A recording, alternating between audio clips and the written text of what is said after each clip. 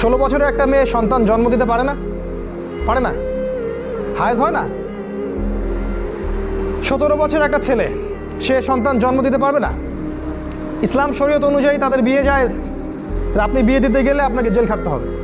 এই যে আল্লাহর হালালকে আমরা হারাম করেছি, এটা শিরক, সুস্পষ্ট শিরক। আবার যেমন আল্লাহর হারাম, সুদ আল্লাহ হারাম করেছেন, আমরা হালাল করেছি।